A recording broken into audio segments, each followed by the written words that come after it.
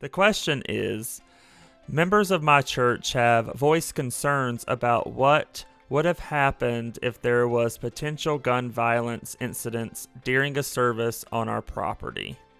People have suggested everything from putting signs on the church grounds about not allowing guns to hiring security personnel.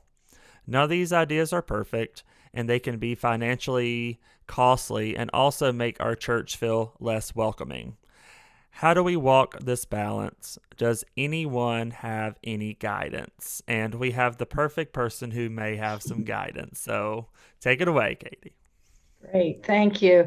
That's a really great question. So whoever sent that in, thank you.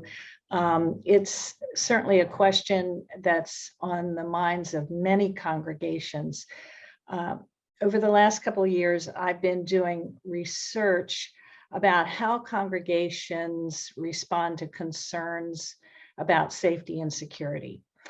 And we know that before the pandemic, it was a very high concern. So out of a survey of 15,000 congregations of all denominations, 3/4 said that they were concerned or very concerned about personal safety and security when they gathered.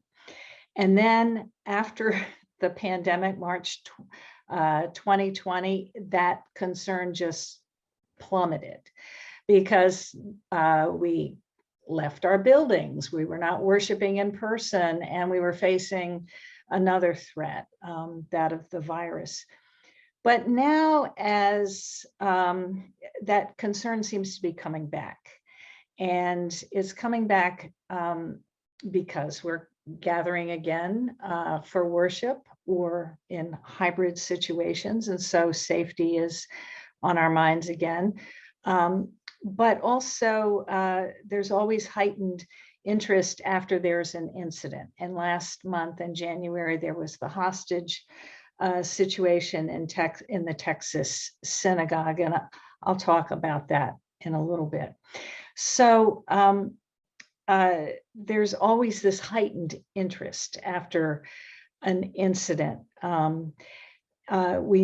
We do know that violent attacks on church property are very, very rare. So the percentage of congregations that have a homicide, for example, on their property is less than 0.5%. So that happens in 15 congregations a year out of 380,000 congregations.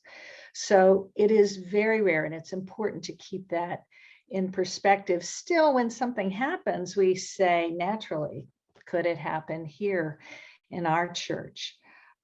We know for example, after the Mother Emanuel shooting in 2015 in Charleston, that became a watershed moment, and many more churches, we have before and after data, started adding security mechanisms, locking their doors, getting alarm systems, and so forth. We have, and I say we because I'm working with a research team, particularly with David Yamani at Wake Forest.